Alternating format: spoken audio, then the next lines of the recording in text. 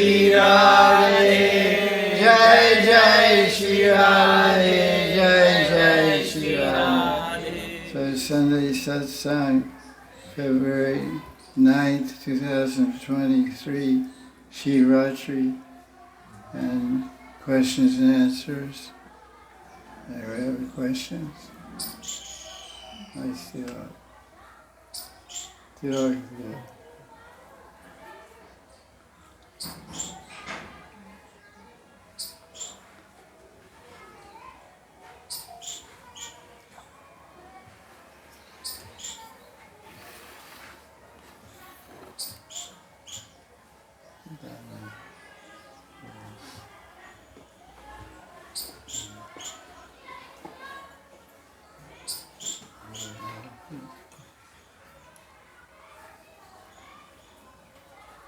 Come sit on a seat. Need a fan? Want a fan? It's not. It's very summer in 5 days. Questions?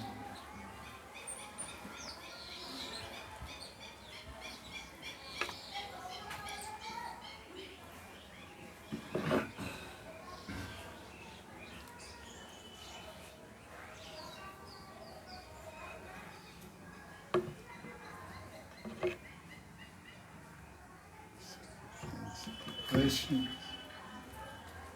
No questions? Yes, one. Okay, let's get started here. Just a little question regarding the celebration of Mahashivratri today.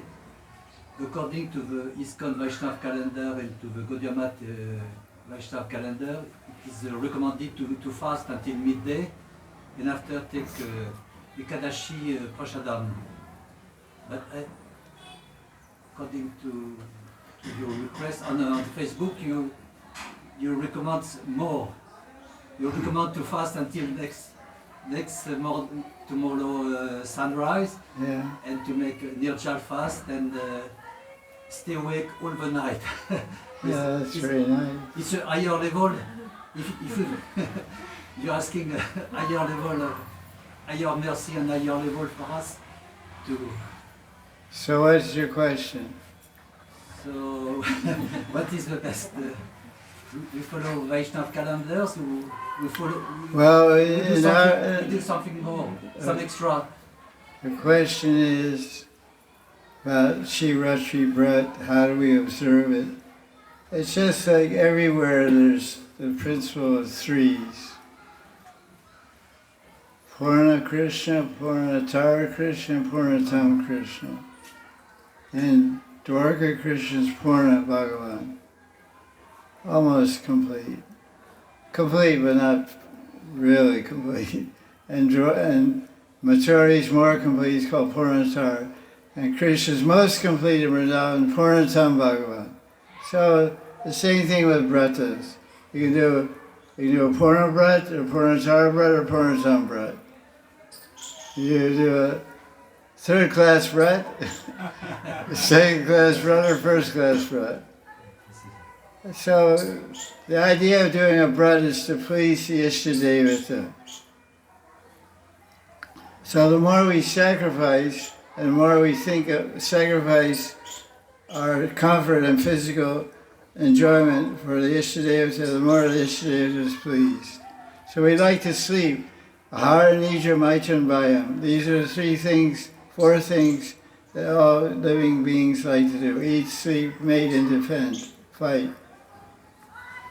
So if we sacrifice, the more we sacrifice eating and sleeping and other things, that pleases the Lord. Because when we're not eating and we're not sleeping, what are we doing? We're hearing and chanting about Krishna. Krishna's not pleased by fasting, he's pleased by Navavida Bhakti, Shravana Kirtan Vishnu Smaranam, by hearing and chanting, remembering, doing puja, chanting prayers, doing parikramana, all these things. These are pleasing activities. So to stay up all night, what are you going to do all night? Watch TV? People do. Watch Netflix movies. That's the easy way to stay up, you know. Stay up all night with Sadhguru and Isha too. We were fasting today, but we observed Shivratri yesterday. But our calendar is fasting today. So I did a puja last night and stay up till 12 o'clock. That's all I stay up till. I didn't stay up all night, but I have done. So I was watching entertainment Isha Foundation from 10 to 11. They had some good bhajans and chanting, singing and stuff. Shiva bhajans. That's a good thing. But after that, then I chanted mantras and read and did some puja. I have a picture of Shiva. I went out to the Shiva in our neighborhood. But the Shiva in our neighborhood was all dressed up. That's one funny thing. On Shivratri, you're supposed to do puja at night. That's the niyam. But the fashion is now all the Shiva deities in Vrindavan, they dress up their Shiva like Gopi Shore. Of course, this Shiva linga is called Gopi Shore.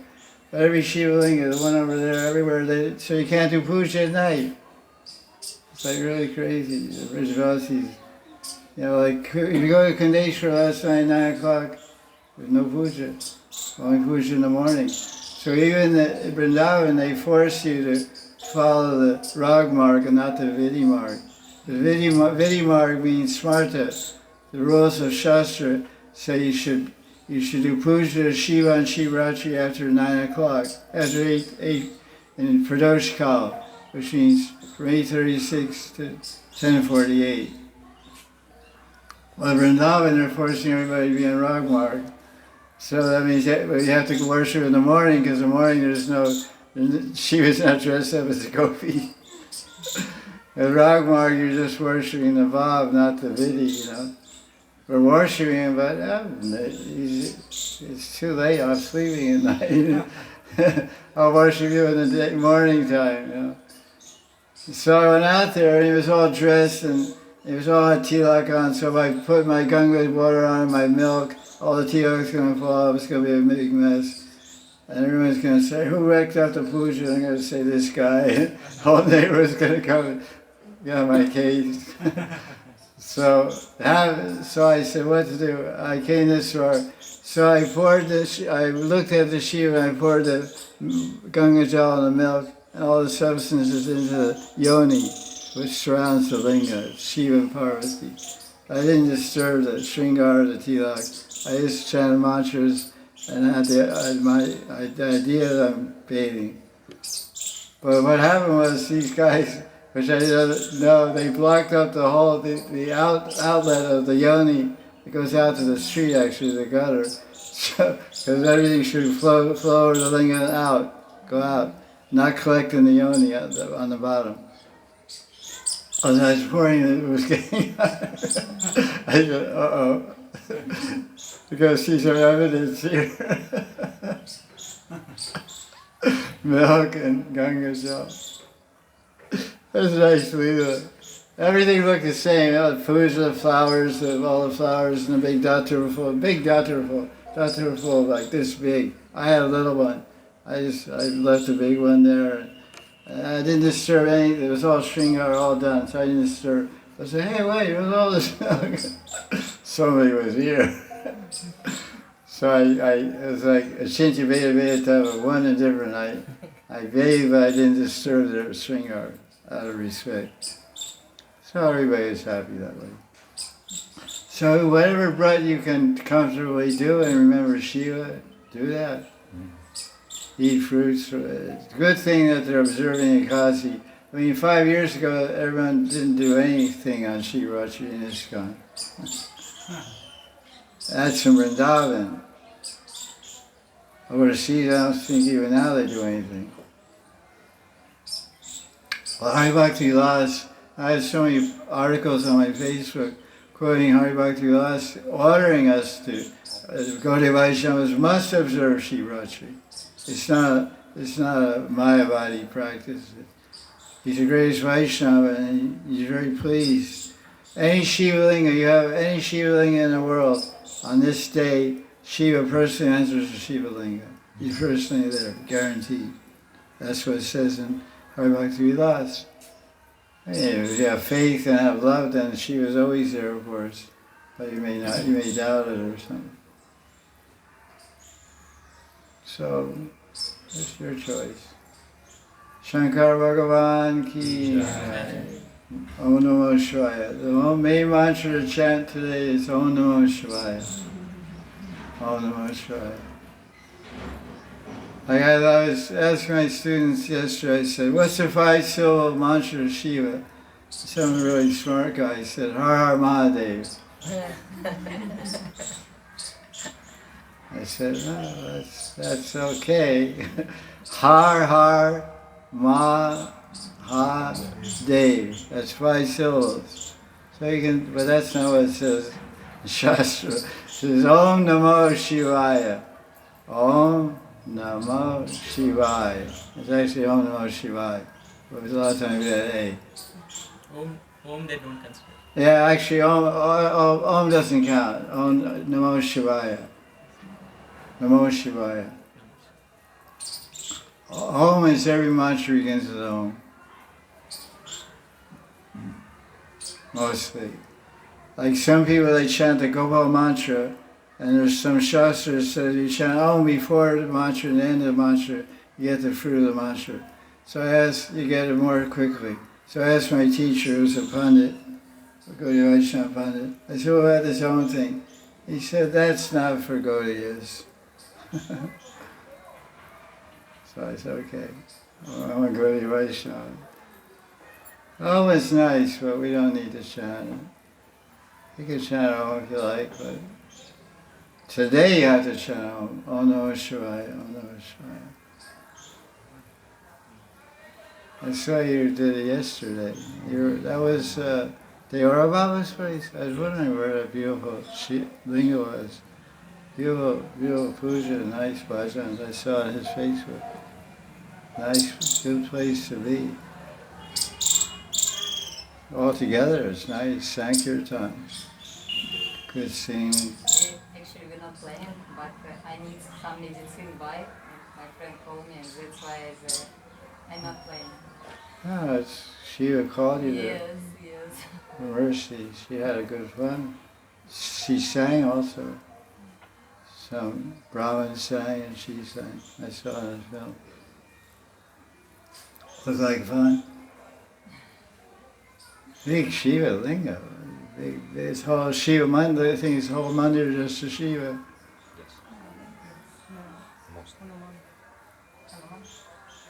There's some other deities there, other murtis there.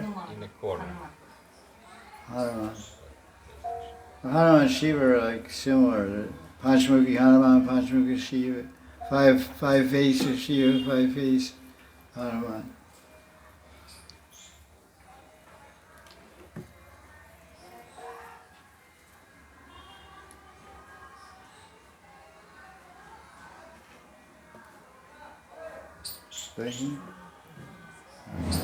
Question. It's a pretty quiet bunch here. Where's Jayananda? Jayananda's team always has so many questions. I have Russian question. Okay, let's hear the Russian question. One Mataji asked.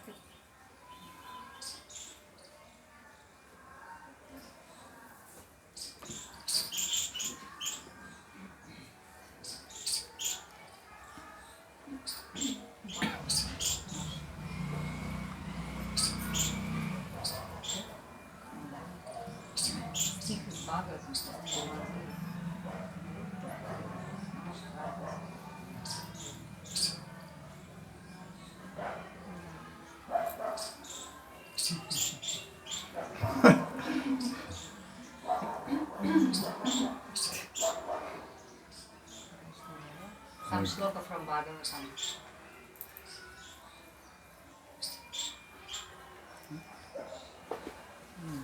Okay, Srimad Bhagavatam Canto first, 1:17-22.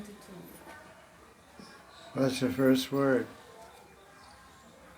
The king said, "You." Without Sanskrit. No Sanskrit, English. No, it's only Russian. Okay. You who took the form of the bull, you know the religion, and your speech is according to the law.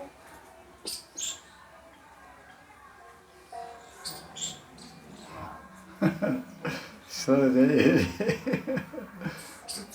What's Yeah, it? it should be translated. Yeah, better to find it. And Yeah, I think it's Why when do- Dharma find pravishi dharmaja dharmoshi vrishna rupa drika yad adharma krita stanam sukha shyapi tat bhavet. Pavit.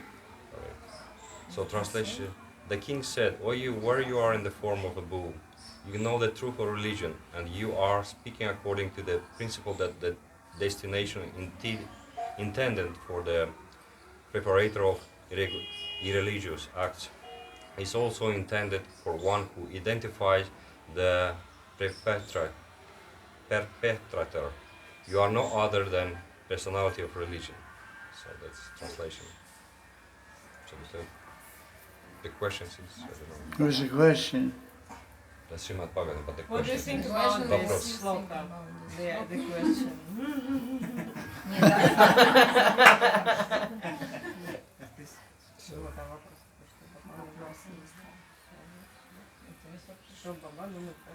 это Srimad Bhagavatam. Все. Вопросов нет. Nice шлока. А что не слышно ответственность, если ты указываешь на преступление? Спасибо.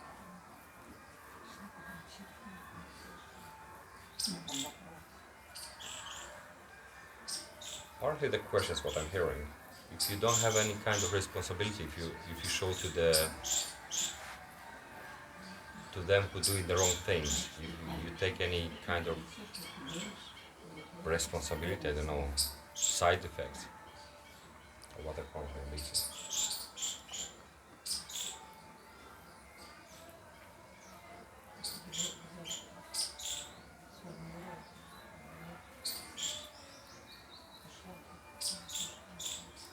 Prabhupada has a commentary on this verse. He says that there's two causes of every action. One is the immediate cause, it's called naimittic karan. The other is the efficient cause, called upadan karan. So the cause of the upadan karan, the efficient original cause of everything is the will of Bhagavan. So Bhagavan causes people to act irreligiously or religiously. And when it sees the hand of Bhagavan and everything, he's not subject to reaction. That's basically what the verse says. But when it doesn't see the hand of Bhagavan behind everything, then he has to suffer reaction. So that's what I have to say about that verse. That's what the whole Gita explains, that the consciousness determines the reaction. So one is not conscious of Krishna, of Bhagavan, then they get punished for their sinful activities. One who's conscious of Bhagavan may do the same thing and not get punished because he gets forgiven by Bhagavan. As he engages in sinful activity, but because he's devotee, he begs Krishna to forgive him. He fell down because of some accidental fall down. So because he sees Krishna somehow, this is your mercy, you made me act like this, you're the efficient cause. I did it, it's my action, but you're the cause of my action. So please forgive me for not responding properly in the situation you set up. Because Krishna tests his devotee.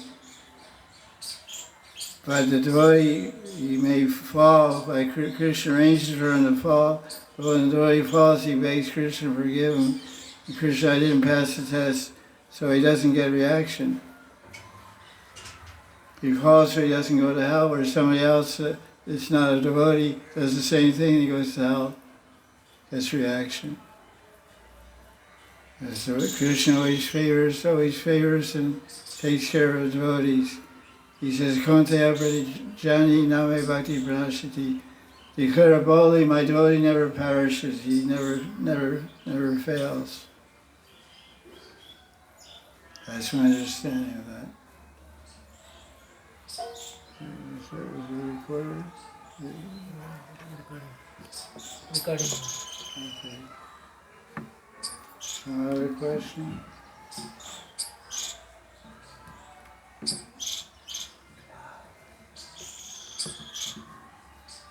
Gita is the whole Gita talks about proper consciousness. So in right consciousness, like Arjuna is murdering people on the battlefield. But one, it's swabhava as a kshatriya. Kshatriyas can kill aggressors. So someone who steals land and steals your wife, and they're aggressors, and the kshatriya is supposed to have territory to rule, and Duryodhana wouldn't give him the land that fit on the head of a pin. So he said, I'm a kshatriya, I have to rule and establish dharma. That's my role, that's my duty as a kshatriya. You're spreading a dharma. So you spread a dharma over there, but give me some land to rule and teach dharma.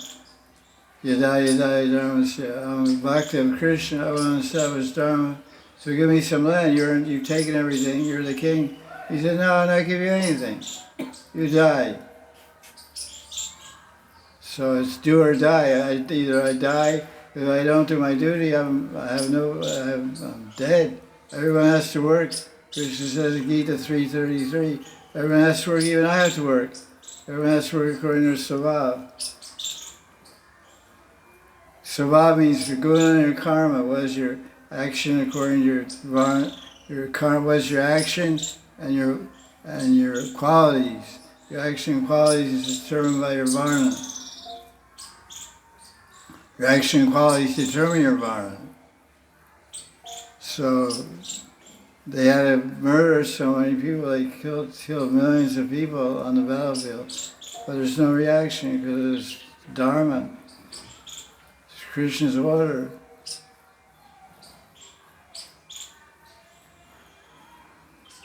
So other question?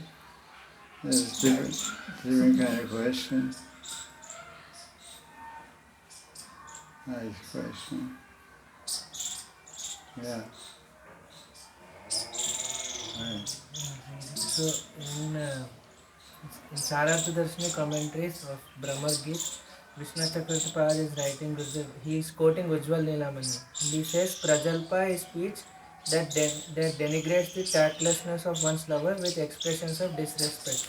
It is spoken in a mood of envy, jealousy and pride. Okay, can you explain this? Well, this is not the Prajalpa that we speak. This is the same word for Jalpa, but it's not. This is in the term of Rasa Tattva. The term is also there in Ujjvalinamani. 10 kinds of Chitra Jalpa. Variegated. Chitra means colorful, variegated. Called Chitra Jalpa. Jalpa means speech. So 10 kinds of colorful, variegated Jalpa.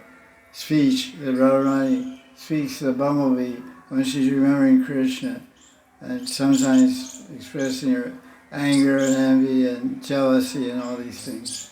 Prajalpa is one category, one of those type of speeches, and there's a verse that describes that. Why it's called Prajalpa, because Radharani shows those different emotions. It's all to increase Krishna's happiness and joy. That's the bottom line. Radharani is not, envy is not like envy here. Envy here is tinged with murderous intentions. Envy means eliminate the competition. If you're envious of someone, you want to eliminate the competition. My boyfriend has another girlfriend.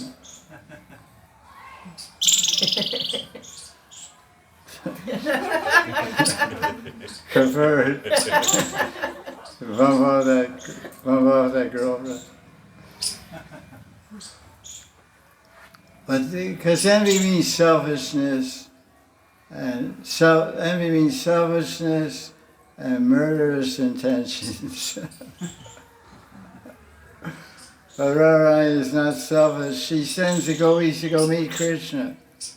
And Chandravali, her rival Sakhi, is her sister by Indian standards, because Vrishabhanu's brother is Chandravanu, and Chandravanu is the father of Chandravali.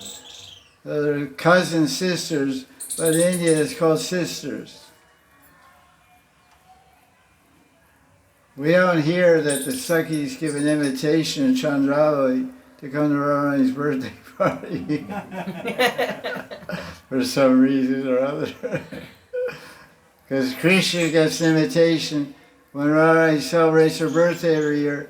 Krishna comes to the party and stays 4 days in Barsana in Radharani's palace. Has his own bedroom right behind Radharani's bedroom. And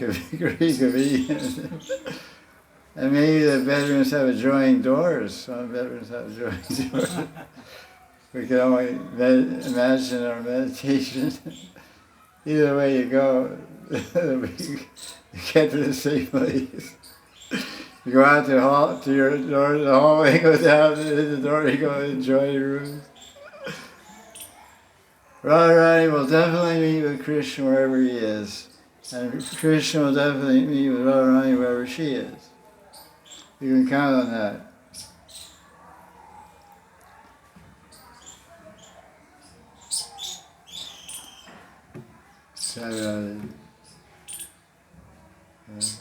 Blinking? Yeah. Question. You stay up till sunrise?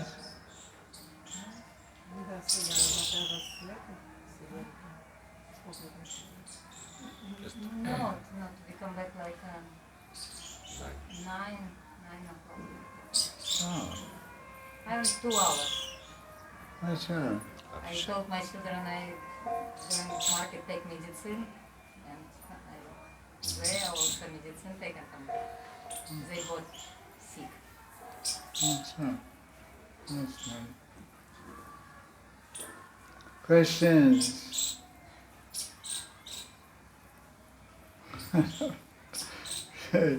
Quiet time.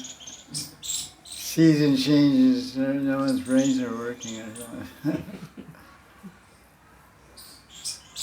What about, what is this guy's name? Hamsavatar.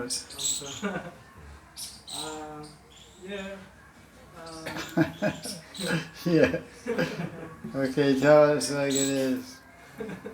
What do you want to say? Navadvip and Barsana and like all the Satis villages are surrounding Barsana. So like, can you tell if there's some like, similarities or something? Asking us to Sakhi Gyan? No, also, and Navadvip is like 9 islands, so how we can like, see the two that are like. I don't see it. I don't see anyone describing the two are the same. Vrindavan is Vrindavan and Navadvip is Navadvip. They have Ganga, we have Yamuna. We have Giriraj, they don't have Giriraj. We have Barsana, we have 4 faces. 4 faces of Brahma is Barsana. They don't have any faces of Brahma and Navadvip, it's all flat. Navadvip is flat, there's no mountains. And we have Shiva, mountain Shiva, is Nandishwar Parvat. Parvat means mountain. That's Nandagram. Nandagram is the form of Shiva. They don't have that Nandagram in Navadvip. There's no mountain, no Nandishwar Parvat. So people talk about all that kind of stuff, but it doesn't have any basis in practical reality before our eyes, or no description in Shastra to support such claims. And where are the 9 islands anyway? There's no 9 islands. You go to Navadvip, where are the 9 islands? Where's the island? There's one place here, and you cross the Ganga, there's 2 sides to Ganga, that's it. There's not 9 islands. They say 9 islands. Swantadri, Godun, Swantadri, Madri, Godundri, Koladri, Ritadri, Madrundri, Andradri, and all dweep.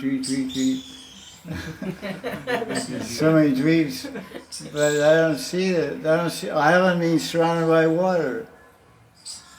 So you go on Nadri, Mando Prikma, we walk so many places, and you say, this is the island of so and so, where's the water? There's no water.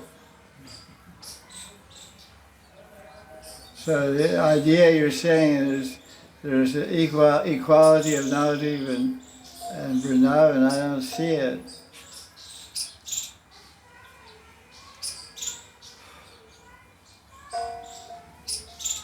Krishna's a coward boy in Abhira class, and Krishna and Navadvip is a Brahmin, there's a Pandit. Krishna can't even write his name in Vrindavan. But Nimai is a Pandit, he can chant Sanskrit slokas and write Sanskrit, speak Sanskrit. Krishna doesn't know a word of Sanskrit in Vrindavan. He just knows Vrishbas. He knows how to play flute and chase the cows. That's it. Nothing more to do. No studying, no books, no... Can't write his name even. When every day and Krishna goes back with the cows, Gochar and Uttara goes to Leela, all the devotees come down and offer prayers in Sanskrit from Rig Veda. And Krishna asks Manamangal, what are they talking about? They're glorifying you. I don't understand any of it. It's okay, don't worry about it. It's not important. What do you think? You think Vrindavan looks like Navadvip? No. There's no coconut trees here. Different place.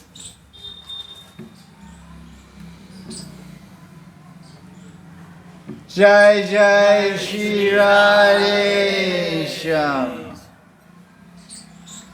There's more room up here on the mats. If you don't have to sit on the steps. It's kind of... Oh, you want to cut out soon? Okay. Well, sit on the mat on that. Sit on that mat on the bed. That's our floating ashram.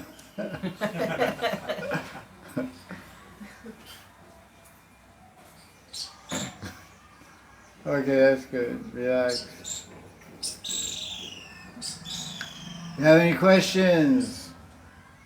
This is a question answer format. Up here on this side, this level, no one's asking any questions today. Everyone's sleeping.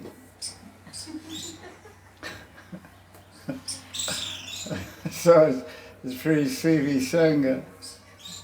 Okay.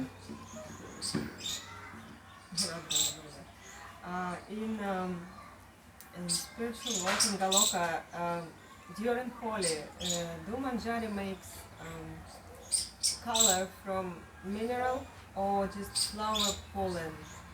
Where do they take these colors? Question is holy in the spiritual world. Whether the gopis, the manjaris, what they use to make colors. They use anything that makes colors. and also perfume. It should be perfume also. No. You like too much perfume. No, it's not like that. There's something called garik, G-A-R-I-C-K. Garik is a rock, and that's how they make the saffron color of the Mayavadi yogis and Advaitins and hardware. That's saffron. It's a rock dye. It's called rock dye. Potassium permanganate is a rock. Potassium permanganate, it makes purple color.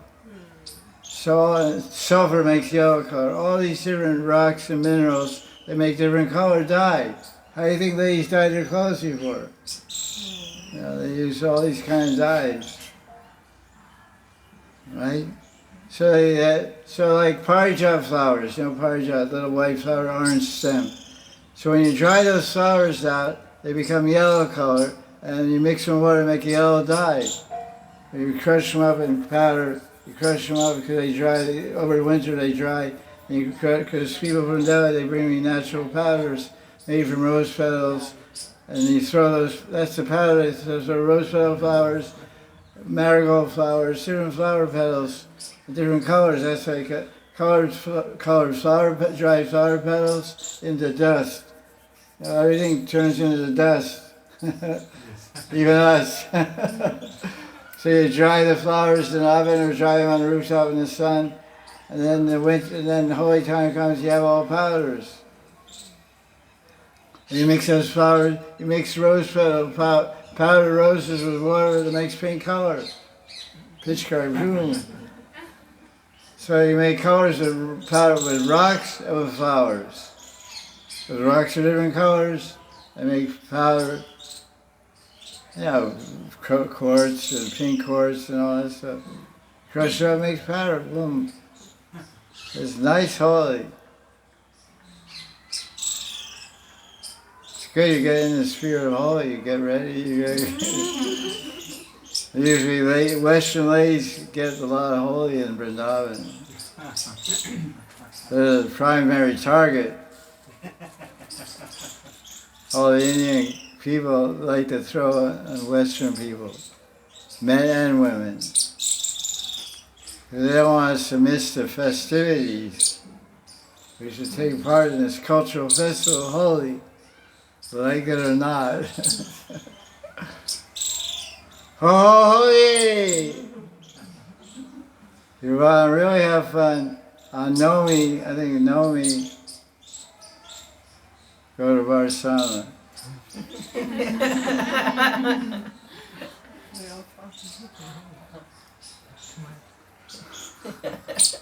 I've done it sometimes.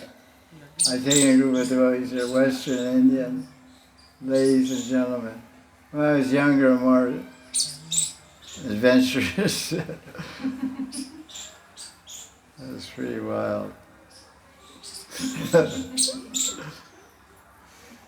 You have to bring a change of clothes when you go, because by the time you finish Varsana Parikramā, your clothes are all wet. So you go to the car and you bring out your clothes and change the clothes. Oh, you go home wet clothes. That's right. You ever done that? Varsana Parikramā holy? Before, now, never. Once. It's unforgettable. Have you ever done Varsana holy? Fun, huh? Yeah, it's actually fun. I'm thinking about going actually, but I'm a little not too resilient. My body's a little fragile about, Oh, you go have fun. I'm very timid. I don't have adventuresome devotees. Timid group. Before I had more wild group.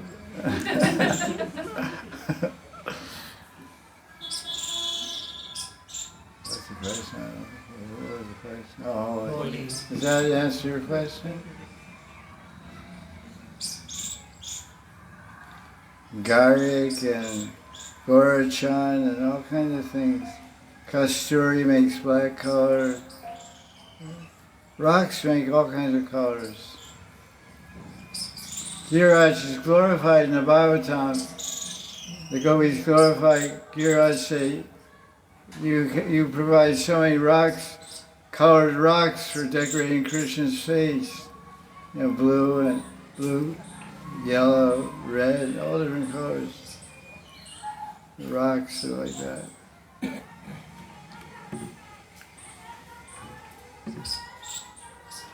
Om Namo Shivaya, Om Namo Shivaya, Om Namo Shivaya, Om Namo Shivaya, Om Namo Shivaya.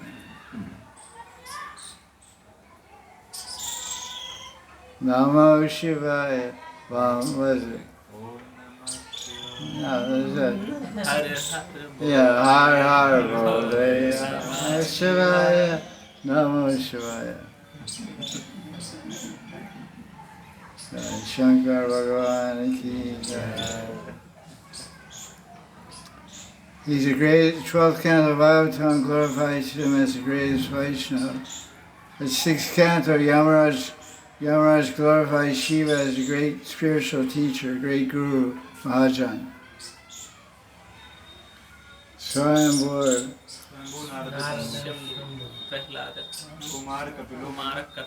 Kumara Kapilova, Prajanako Bhishma, Balirvaya Sakirvayam. Dvasa Mahajan, 12 great gurus, Shiva, Prahlad, Vyasadeva, Sukadev, Janak Rishi, Janak Maharaj, Bali Maharaj, Swayambhu Manu, Brahma, there you got it, Yamaraj, he's a great teacher. You learn your lesson one way or another. You don't behave yourself, Yamaraj will give you a good lesson, give you a good spanking. Okay, Russian question. Internet question. What is the difference? What is the difference of role between Sadashiva and Shiva in its material world, in this material world? Why is there are two Shivas? What is the difference between Sadashiva and Shiva in this world? One Shiva is milk and the other Shiva is yogurt.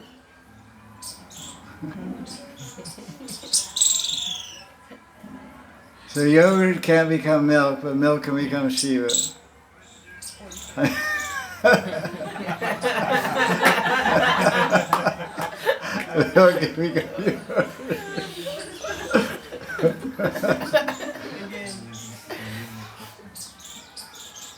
One form of Shiva is Sadashiva. He's Vishnu Tattva. He has a spiritual planet in Vaikuntha. And he expands himself into a Shiva that functions, that contacts mode of ignorance to work in the material world. And that's called Shiva and Kailash. There's different expansions. There's spiritual form of Shiva, there's material form of Shiva. Just like the Paramatma, like Mahavishnu. Mahavishnu is a spiritual, Vishnu Tattva, God.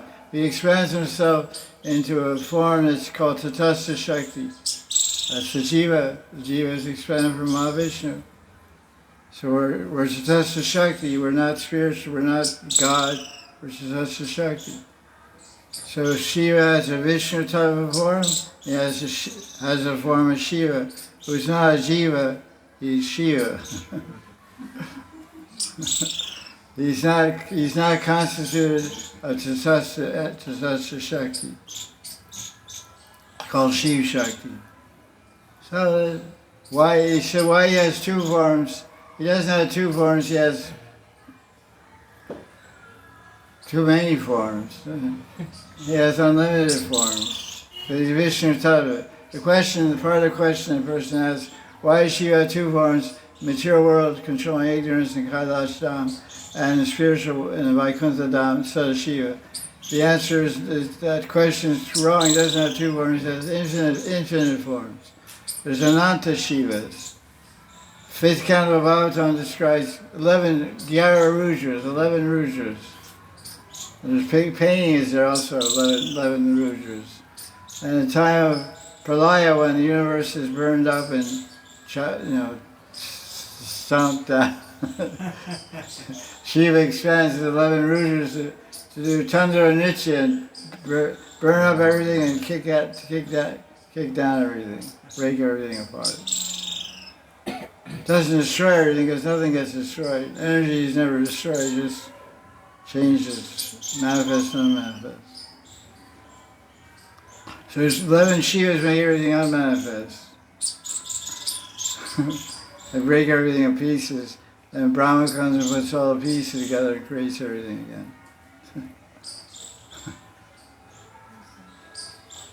So many forms of Shiva.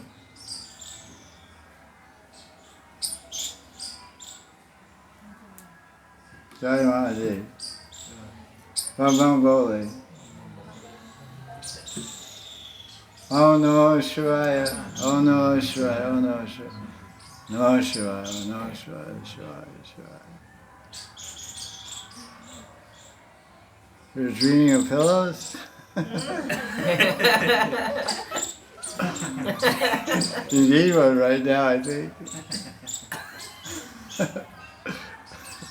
Yeah, what do you want to say? Gurudev,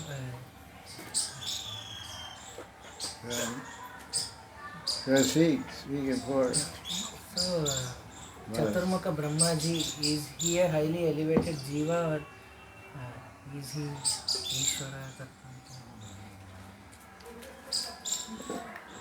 The question is, Recording.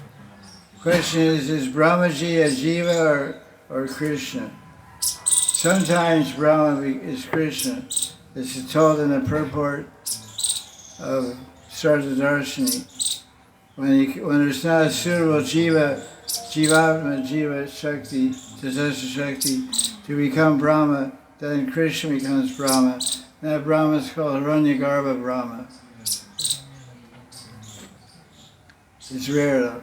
Usually the post of the material Shiva or the post of Brahma is taken by some jiva. Some jiva is, it's like it says if you follow Varasham Dharma strictly for 100 births, you become Brahma. You set the post of Brahma. Shiva, no, I can't say. I haven't read about Shiva. Some jiva becoming Shiva, I haven't read that. But Brahma. So if it is an attainable post, why do we call Lord Brahma? We don't say Lord Indra. We don't say Lord anyway. You're not an Englishman. We say Bhagavan Brahma. Yeah, Bhagavan. Bhagavan means a great, powerful personality. Narada Muni is also called Bhagavan. Bhagavan Narad. Bhagavan Rishabhadev. The Shakti Vaishnavas are also called Bhagavan. Lord, have mercy on me.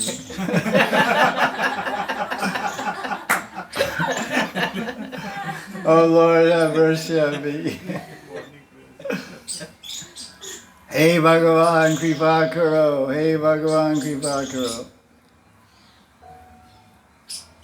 We kicked out the British, but we still speak English. That's the sad part. Should have kept speaking Sanskrit.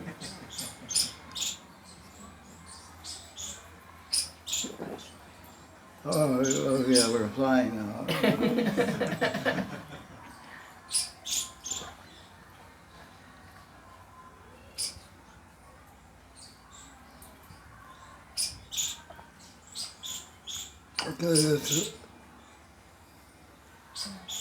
Yeah, let's land.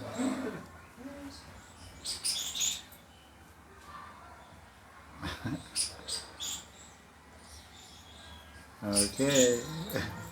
Next question. There is no question. Another internet question. Oh, No. okay, no internet question. Valentina.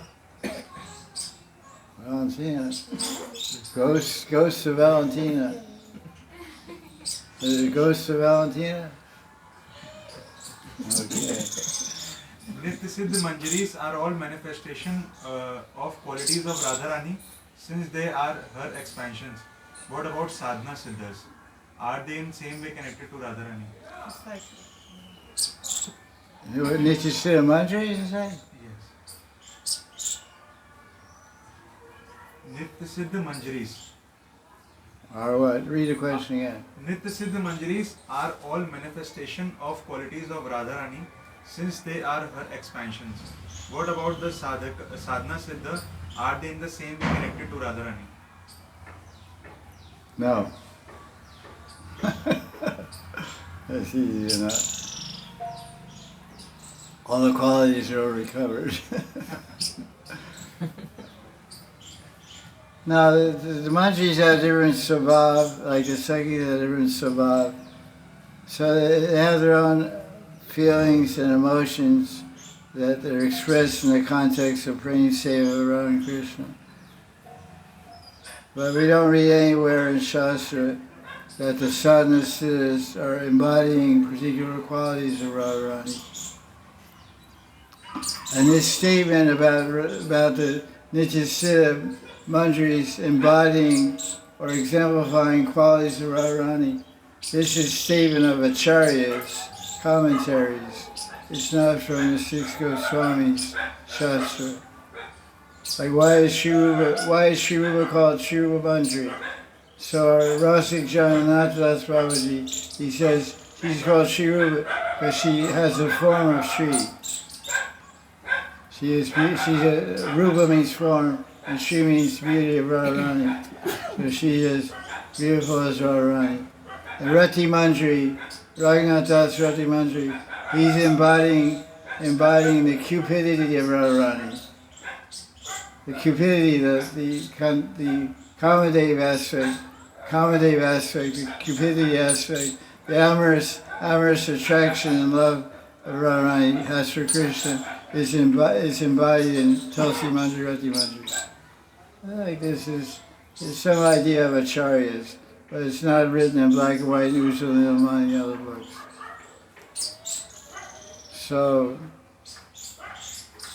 the answer is no, the sadhana siddha manjaris are not embodying specific qualities of Radharani.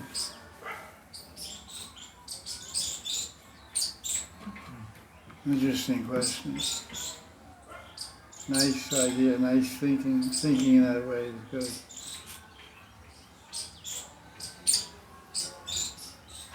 Question? Vasanandaji, question?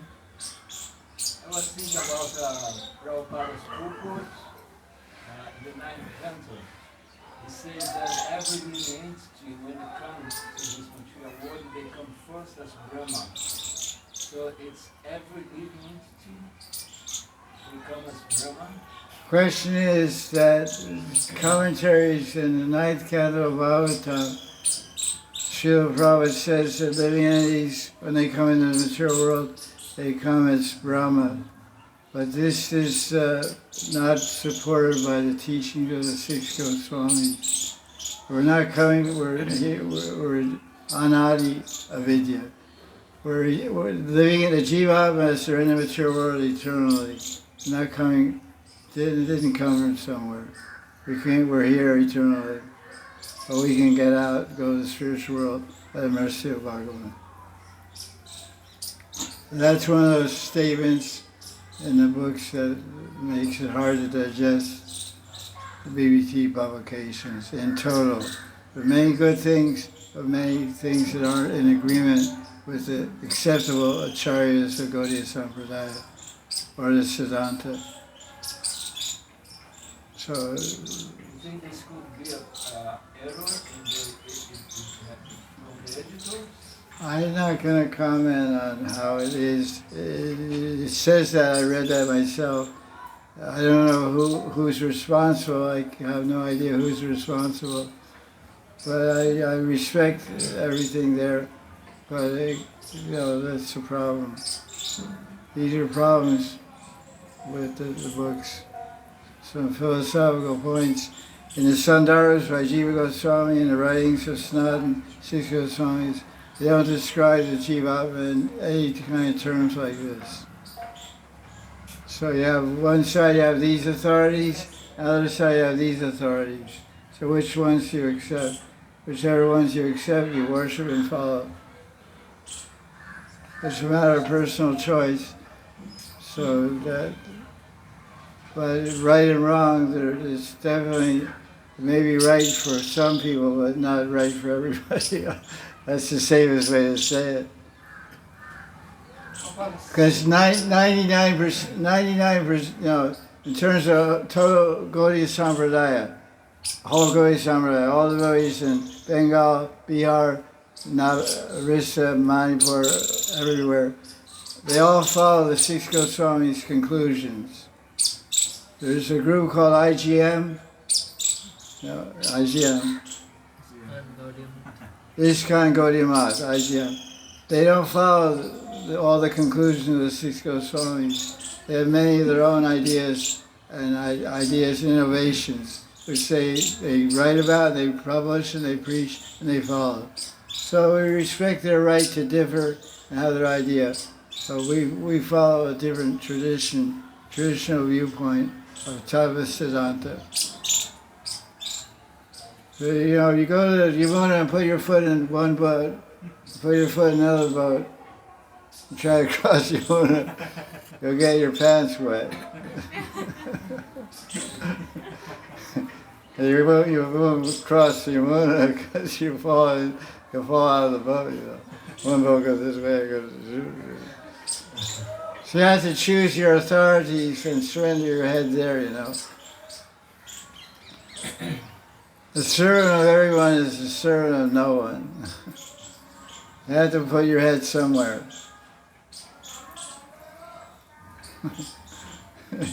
Can't put your head on everybody's feet, you know.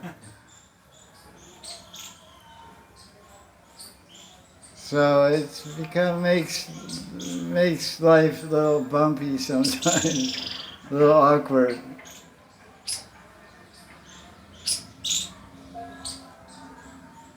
A delicate situation. It's something everyone has to understand for themselves and make their decisions and move forward. We always have to go forward closer to the goal. That's the main thing. Respect everyone, but define your path and follow it strictly.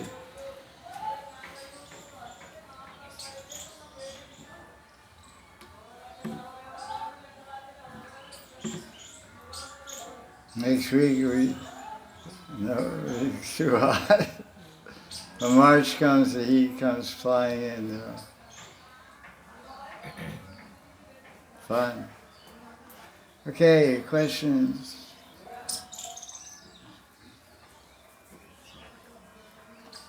Bhagavati, you've been on vacation. I have no questions. I'm busy doing drama performance in Roswell in Switzerland.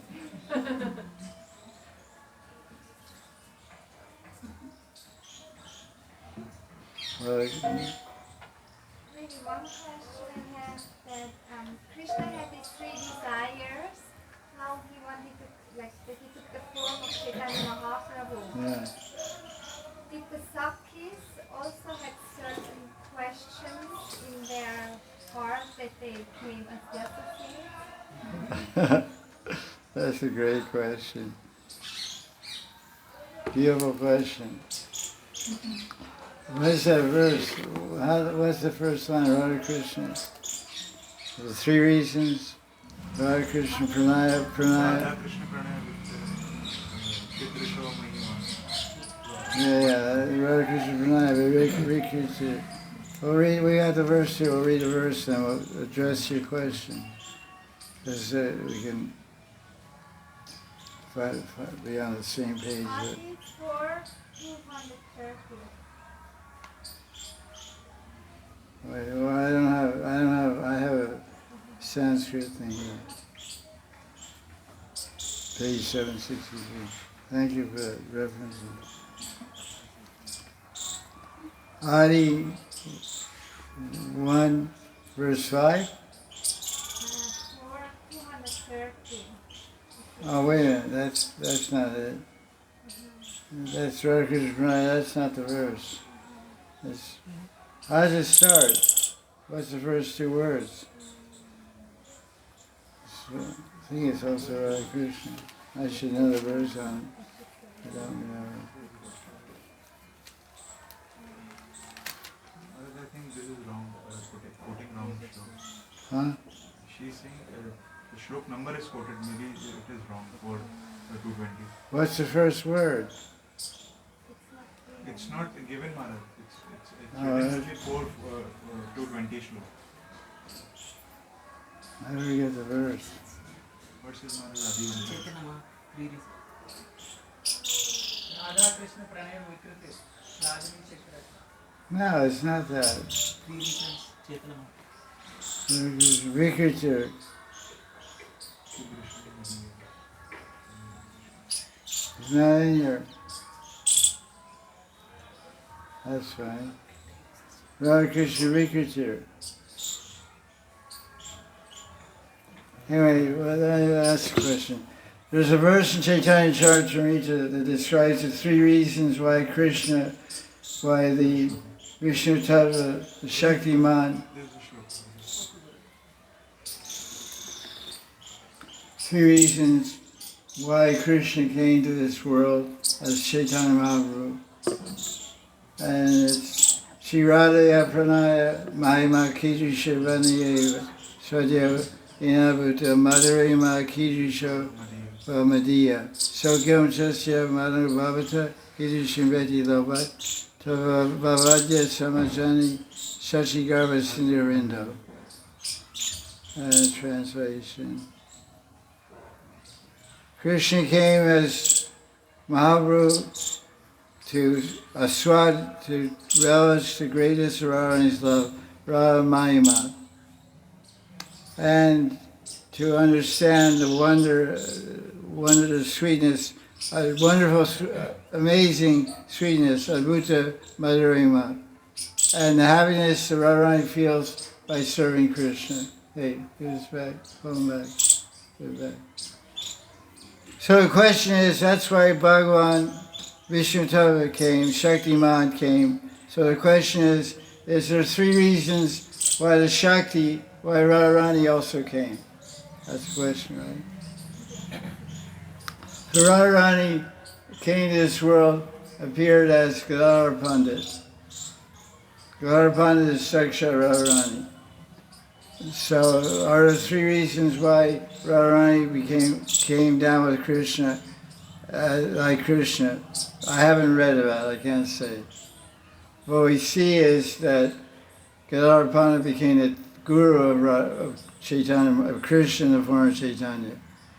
Gadadhar Pandit taught Chaitanya Mahaprabhu about love. Sri Damodar, Radharani, and Gadadhar Pandit were three teachers. He had three teachers teaching about Radharani's love. So I haven't read anywhere about the three internal reasons why Radharani appears as Gadadhar Pandit. Interesting topic. I'll ask my teacher, my Shiksha Gurus about that. I'll make a note of it. It's a nice question, very intriguing question. I appreciate that question. Do you know? You asking as you also know, or? Nice wonder. I'll follow up on it and present it next week what I find. Thank you. Very nice. That's a very rustic question, isn't it? I don't think there is, but I'd be surprised if there is. It's nice, because every question has an answer, so it can come in different ways.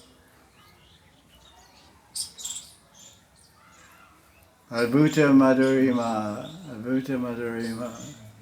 Pranaya Mahima, Sokyam, happiness.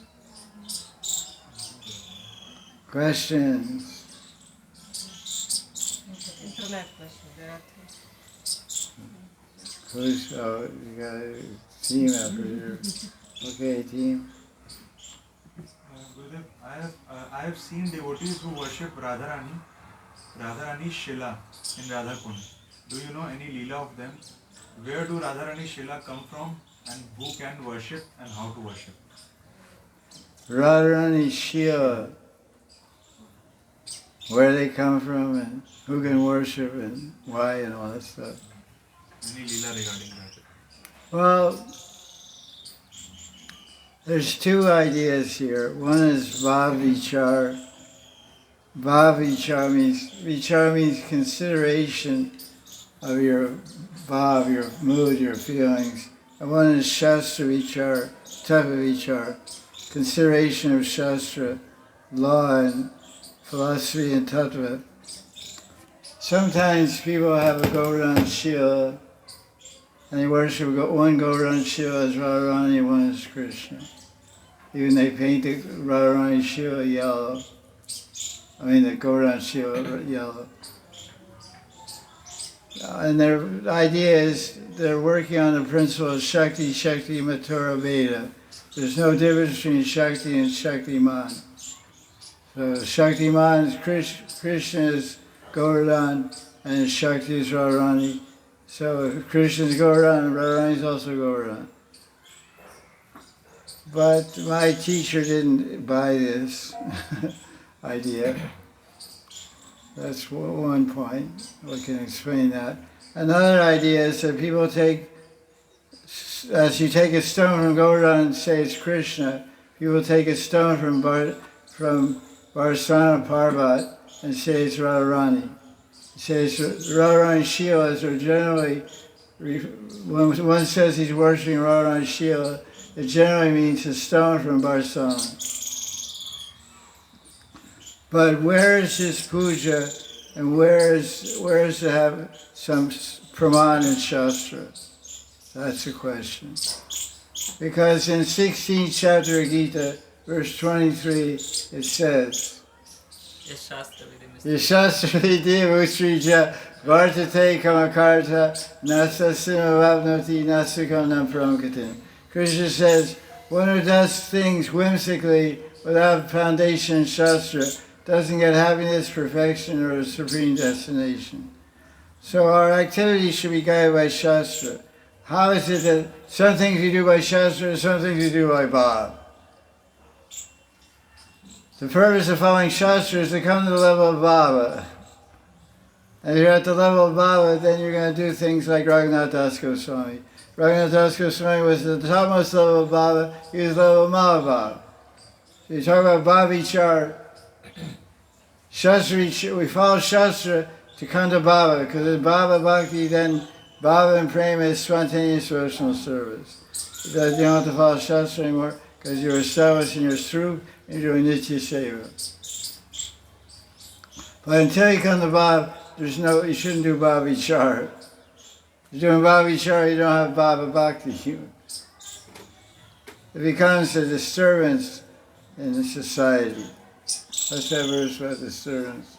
Shruti Sriti Pranadi, Shruti Sriti Pranadi Pancharashri Vidimida, Utpatyaiva Kalpade. Utpatyaiva Kalpade means, Utpat means off the path. Rolled over your Porsche, you rolled off the motorway. Off the path. Utpat means the path, Utpat means off the path. Utpatyaiva Kalpade. It's a famous verse. Shruti Sriti Pranadi. So, Raghunath Das Goswami, he's on the highest level of Bhav. What is his Bhavichar? His Bhavichar is Giriraj is Krishna, Saksha Vrijnana Krishna, not Radharani. So how one side of your mouth you're saying, I'm following Rupa Raghunath, the other side you're following Bhavichar. So you're speaking with a forked tongue. The tongue is supposed to be forked. Forked tongue means the tongue like this. This is how snakes speak. Snakes speak with a forked tongue. It's two tongues. One tongue I follow Rupa Raghunath. I'll follow Rupa Raghunath. Another time I'm following Bob. You're following nothing, man. You're a joker. Joker Bhakta. Nakli Bhakta. Raghunath Das, he followed the Shastra so strictly that it was like lines drawn in stone. Like you have a black stone, has some white stone embedded in the middle of the stone. That becomes a white line in the stone. It can't come out. You can't erase it, you can't wipe it out. Wash it over with soap powder. So he strictly followed the rules and regulations of Shastra and following Ragmark.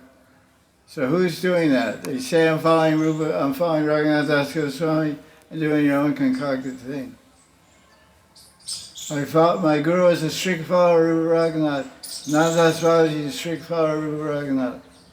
They didn't worship Varsana Shila as Radharani. They didn't worship Gauranga Shila as Radharani. But so-and-so did it, ISKCON. He's a big devotee, ISKCON. Okay, all glories to so-and-so.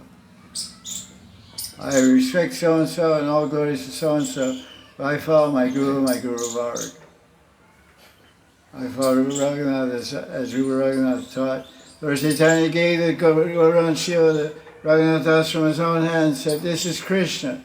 He didn't say, "This is Krishna Radharani." He said, "This is Krishna." He gave the Gunjamala. He said, "This is Radhika Charan. This is Losi Radharani." So worship them together. Worship Radha and Krishna together. Go Gunjamala. Thank you, Raj. Oh, but so-and-so and so-and-so Maharaj and this Maharaj and that Maharaj, they said, "Okay, all glories."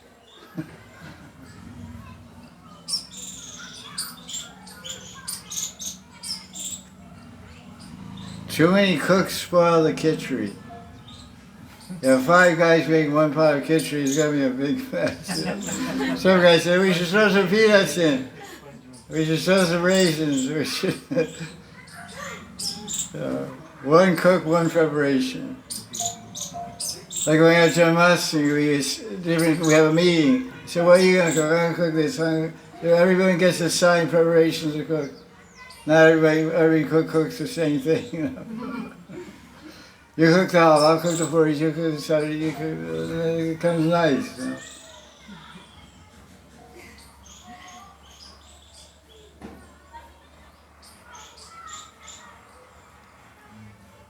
Shri Guru Charana Rati Ase Uttamakati. Shri Guru Charana Rati. I have attachment for those who see my Guru, and I'll attain the topmost destination. Shri Guru Charana Rati 8 Uttama Gati. Gati means destination, Uttama means topmost.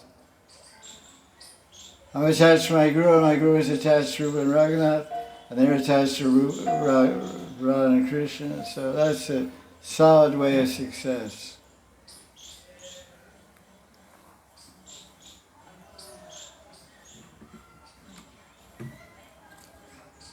You have too many have rocks for heads, man. They're asking a question about Barshan Shila, Goran Shila. They should get the rocks out of their head first. Get the rocks. You have a rock head, get your head, get a new head. Take the rocks out of your brain. Put the Shastra inside your brain, man. It's called fad, F-A-D. New style, fad. Fad means style. Some big guy does something and everybody follows the Pied Piper, you know. Most people are imitationists. They imitate the wrong thing.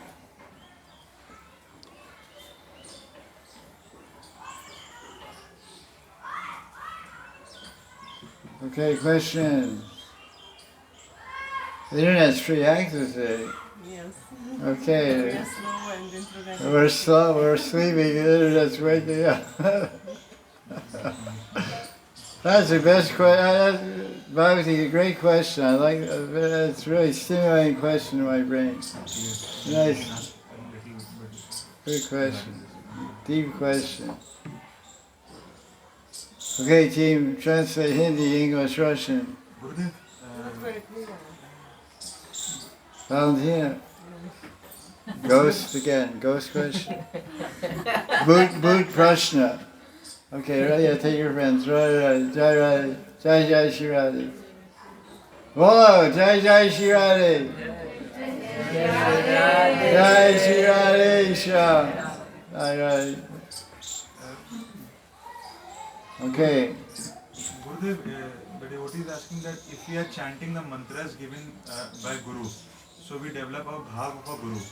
So what if the Guru is not Manjari and we want to aspire for a Manjari bhav, then how can we adapt that bhav? We have a lot of love for our Guru. We want Manjari bhav and want to attain Manjari bhav. What do? If we are chanting the mantras of Guru, given by Guru, and Guru is having different bhav and we want to aspire for different bhav, so how do we relate to that? Well, anyone can cultivate any bhav because the Jivatma, the Buddha Jivas don't have any fixed sairati. So any bhav that you cultivate, you can develop.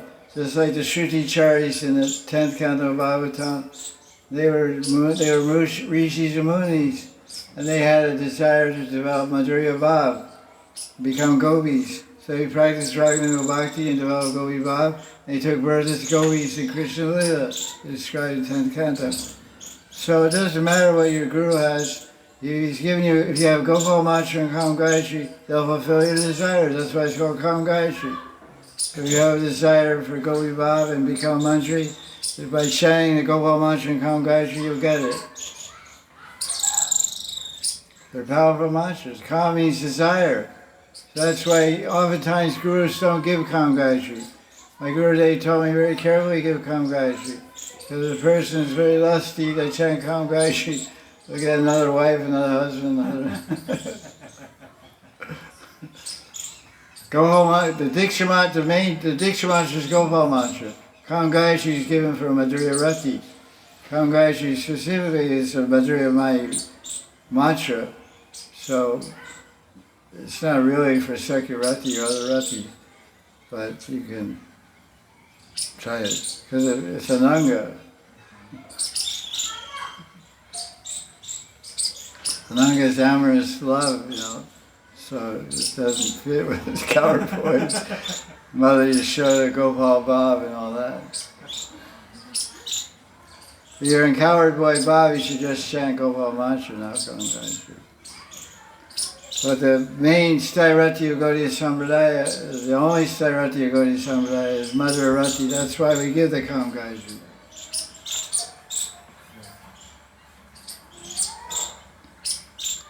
Once they wrote a letter to Prabhupada, you can see in Prabhupada's letters, are all the gurus in our Sampradaya, are they all Mantris? And Prabhupada said, yes, they're all Mantris.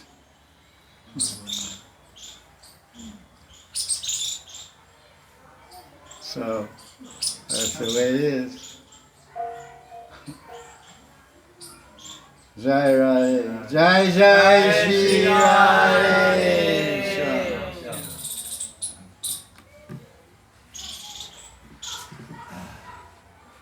Okay, question. You young gentlemen, you guys are young guys, you have a question? You can ask anything, it's okay. Thank you, Maharaj. I'm trying to formulate the question, but I'll just... Okay, just talk it out. So, in ISKCON, we taught that there's a problem with chanting Nitai Gaur Radhe Shyam, but in ISKCON, when we do Kirtan, we're chanting Nitai Gaur Hari Bol. And I read that the issue with, or the problem with chanting Nitai Gaur Radhe Shyam is because when we say Nitai Gaur, we're supposed to say the whole Panchatattva name all together. But Nitai Gaur Hari Bol, they say all the time in ISKCON, and that's not the full Panchatattva. So I'm just wondering if you could speak on what the issue is with. I don't know. I'm not in ISKCON, so I don't know all the issues. I was, of course, there for a long time before. But the mantra, Nitai Gaur Radhe Shyam, there's nothing wrong with that mantra, although Bhaktisiddhanta Saraswati didn't like it, because that group was very popular during the same time as he was on the planet. Radharaman Charan was a very popular Bengali preacher and guru and yogi and mystic, saintly person. So he was kind of like, didn't like it, Bhaktisiddhanta didn't like him, so he spoke unfavorably about him. But I have friends that are initiated in that line of approach to Krishna. And they say Nitai Gaur, they're evoking, from their viewpoint, Nitai Gaur, like if you get the mercy of Nitai and Gaur, you can attain the service of Radha Krishna. So that's philosophically correct. So it won't work in ISKCON, they won't go for that. But philosophically, we have to base our understanding on philosophy. So philosophy, to chant Nitai Gaur with the idea, we don't think that Nitai, because Bhaktisiddhanta says, when they chant Nitai, they think Nitai is Radharani and Gaur is Krishna, or Shyam, Nitai Gaur Radha Shyam. But I have devotees who are initiated there, they say that's not our philosophy at all. So like Siddhanta was, I don't know what he said actually, this is what I heard he said. He said, the fault with that mantra is they're equating Nitai and Gaur with Radha Shyam. But I have people that are there, and I met one of the gurus over there, and they say they said that's not why we're chanting. We're chanting Nitai Gaur. You get we're Gaudiya, they're Gaudiya Vaisnavas. So they chant Nitai Gaur. So the mantra, if you want to chant Nitai Gaur Radha Shyam, in terms of tattva and philosophy, you had an understanding of Nitai is not Radharani, Nitai is Nityananda, and Gaur is Gaur. And Ramakrishna, I'm worshipping Nitai Gaur as a Gaudiya to attain the eternal service of Radha Krishna in the groves of Vrindavan. That's perfect. Nothing wrong. Nitai Gaur Haribol is also good. Nothing wrong. It's very good. So, are you a musician? Yeah. You look like usually musicians look cool like that. Yeah. He's humble, but he's a musician. He's humble, but he's a musician. Yeah, he has a vibe. He has the energy of one. Yeah. He's got a lot of energy. You can feel it. That's good. You know, so keep chanting. Don't worry about wrong, funny opinions. You know, it's called vox populi, voice of the people. It's not the voice of all the people either. They go Radha Shyam. They have a very good argument, and those people that follow that line of thought, they have a very good argument. They chant Hare Krishna only in japa. They don't chant Hare Krishna mantra in kirtan. And why? Because they said there's no shastric proof that Lord Chaitanya chant Hare Krishna in kirtan. And they have a good solid argument. Because Chaitanya Charitamrita, Chaitanya Mangal, Chaitanya Bhagavat, it doesn't, and there's not one verse that says Lord Chaitanya chant Hare Krishna Maha Mantra in Sankirtan with drums and everything. And in Chaitanya Bhagavat, it says 5 different mantras he chanted. Jaya Krishna Govinda Hari Mari Vanamali, something like that. All these different kind of mantras he chanted kirtan with mridanga and kartal, but not Hare Krishna mantra. So that's their argument. So they say, you guys are bogus. But everybody else chants Hare Krishna in kirtan. All the Babajis, everybody chants Hare Krishna in kirtan. So anyway, they chant Nitai Gaur Radha Shyam, that's their kirtan. It's okay. So in one sense, they have a stronger argument for their way of kirtan than we do. But we have a tradition, everyone's saying Hare Krishna mantra. I asked my Guru Maharaj about this question. He said, it doesn't say Lord Chaitanya didn't chant Hare Krishna in kirtan. In other words, it doesn't prohibit it also. In the Shastras, there's Vidhi Nisheda. Vidhi Nisheda means rules and regulations, do's and don'ts. Yam and niyam. Shastras don't eat grains on Ekadasi, so we don't eat grains. But it doesn't say don't eat ice cream. So there's no grains in ice cream. Eat ice cream on Ekadasi. I mean, supposed to, should just drink water, or do nirjala, it's even better. But so it doesn't. There's no prohibition against chanting Hare Krishna mantra in kirtan, sankirtan, and it doesn't say Lord Chaitanya didn't chant it. But so that's the argument against them. Anyway, but Nitai Gaur Radha Shyam is probably all right if you have the idea that I'm worshiping, I'm praying Nitai, I'm going crazy chanting Nitai Gaur to get the service of Radha Shyam. Where's the Abhasiddhanta? There's no Abhasiddhanta there. But if you think that Nitai is Radharani, then it's Abhasiddhanta. So it's a meditation of what the meaning of the mantra is called mantra art.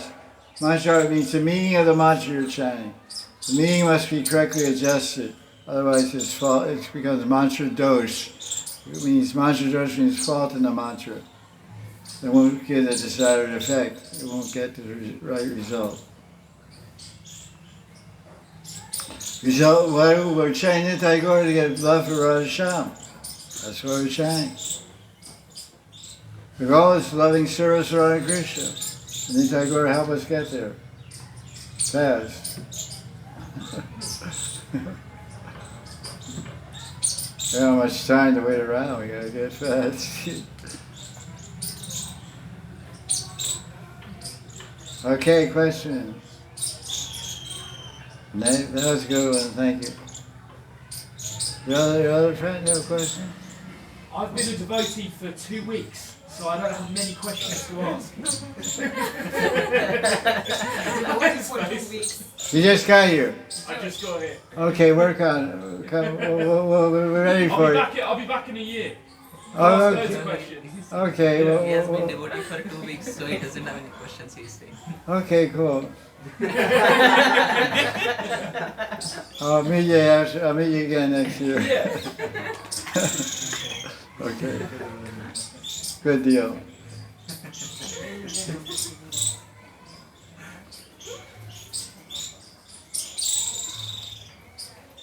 Questions?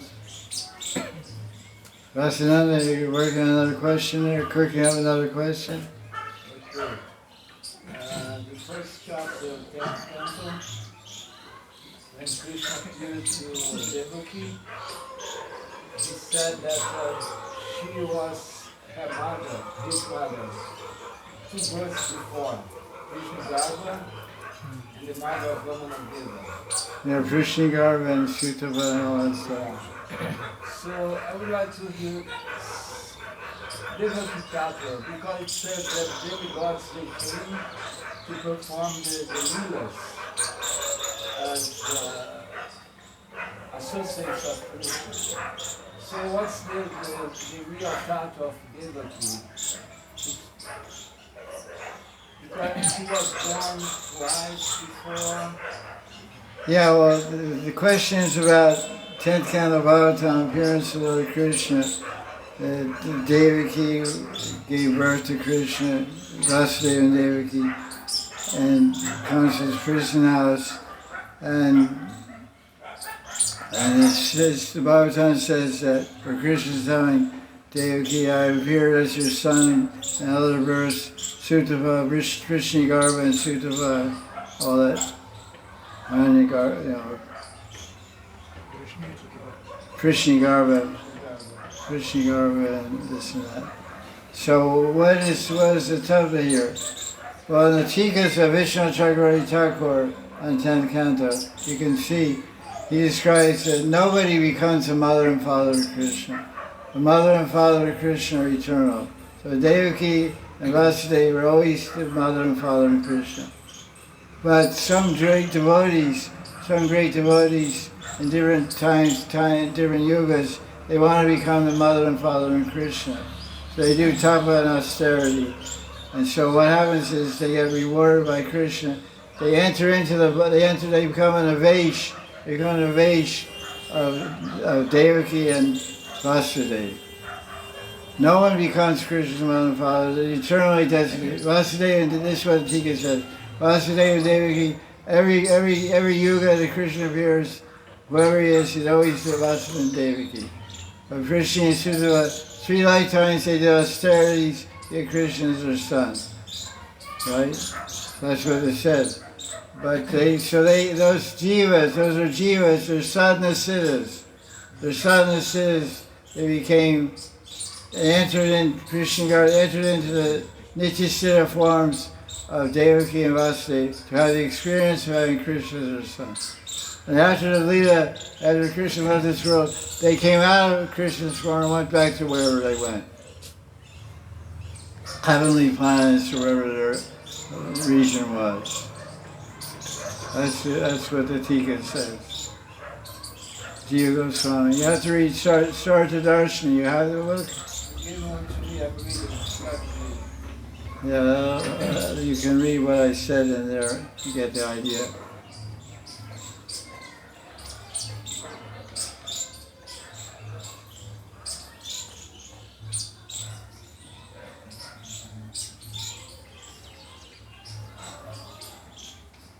She's too high. I should know this.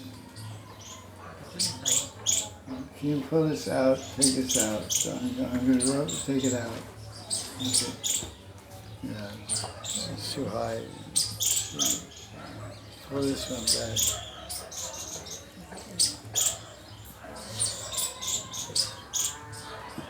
Yeah. Yeah.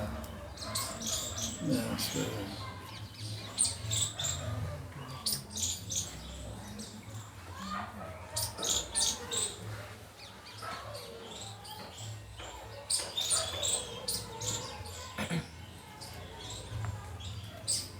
Yeah, that's better.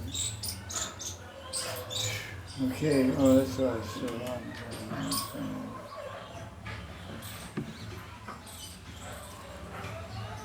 Questions?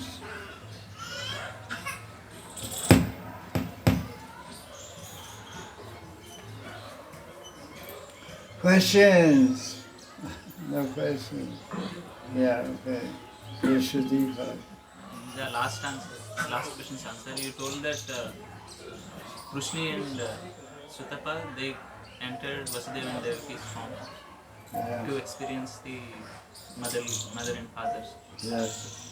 How exactly it works? Guru, like even Arjuna, he says one of the Indra, one aspect of Indra came. So what exactly is the understanding? They don't explain it, how one person merges into another. It doesn't explain, it's not really explained. The question is how does somebody merge into somebody merges in Vasudeva and has the experience of being Krishna's father, and then it goes out. I mean, it's like there's no description of how that happens. It's not. It just happens because we can apply Anuman logic to understand this. Sometimes people get ghostly haunted. You're an exorcist. You know, exorcist means takes a ghostbuster. He takes a ghost out of somebody. It's called Ghostbuster. So sometimes one Jivama is you, and some other Jivama enters into your consciousness and changes you, and you start speaking funny, acting funny, because someone else takes over you. Especially if you're in the mode of ignorance. If you're in the mode of ignorance, you don't have much, you can't assert your independent will if you're covered by ignorance. You can't assert your identity. Your ego gets usurped by another living entity. Another jiva. There's two jivas in one body. One's called a ghost, a boot, prayed ghost. There's you and the ghost. You have a roommate. Unwanted guest living in your brain. And that's what makes up nut houses and stuff. The psychiatric hospitals are full of people that are ghostly haunted. Usually. That's one of the big reasons. So that's the tamasic aspect of having someone else. That's the tamasic influence of the jiva. But a jiva can have a sattvic influence where if he's a sattvic jiva, he enters into Nityasiddha associated with Krishna. Krishna allows that. He allows that to happen. Just like a guy's got a Rolls Royce car. He's a rich guy. He may give you a ride. You're hitchhiking. He may give you a ride. So you're allowed you to get in this Rolls Royce. You're a beggar guy, poor guy, hitchhiking. But you got upgraded to ride in Rolls Royce for a while. So, I don't know, it's not a very good analogy. But the Nityasiddhas are the Rolls Royces, and the sadhanas are the hitchhikers.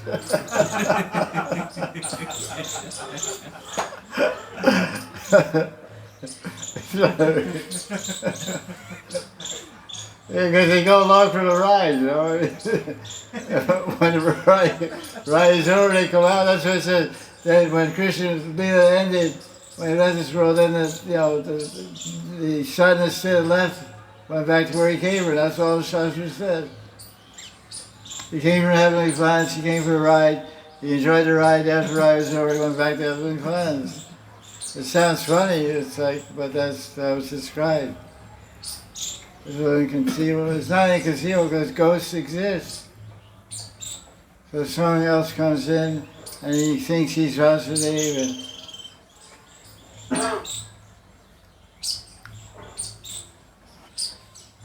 That's very deep tattva. All these things are hard to understand. And that's why it's called Shincha Shakti, inconceivable powers and happenings. Two become one becomes two. And how do you describe, in the Krishna book, Krishna was fighting Banasura. Banasura was against Krishna because, his great-grandson was in love with his daughter Usha and Aniruddha. So Krishna fought Banasura, and Krishna fought Shiva, and Banasura was fought by Satyaki. And they had a big fight, Krishna against Banasura. Banasura was the devotee of Shiva, and Shiva was a good friend of his. So Shiva entered into the war against Krishna. So what Shiva is that? So Shiva? No, that's not so Shiva. That's Shiva in this world. So he's fighting with Krishna. Krishna's army from Dwarka. So at that time Shiva created a demon, Dakshini somebody, had 3 heads. One body with 3 heads. So how do you explain that? One body, 3 heads, 6 arms, and 2 legs. Or maybe I forget how I just heard the tape. He had 3 heads and 6 arms, that's for sure. Maybe he had 6 legs too. So what kind of, is that one guy or 3 guys or what? 3 and 1 or 1 and 3 or what? That's what I call split personality. The guy really has split personality.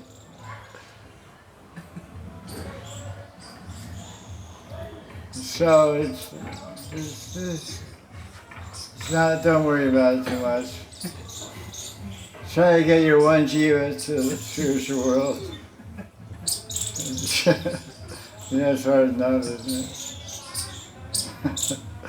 Don't try to get inside Vasudeva and figure out how to be Krishna's father. We're trying to become a mantri like Rupa Mantri or Rati Mantri. Question? Yeah, sure. Yeah, okay. Can you elaborate on what you were talking about with people in psychiatric wards having ghosts inside of them?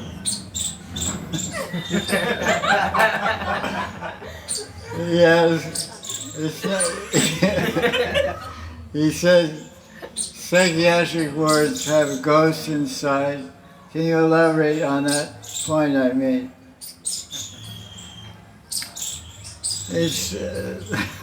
It's not so much favorable for Krishna Bhakti, this question, but it's a fact that many Mukharai Baba, Jai Mukharai Baba, he's from Mukharai Gam.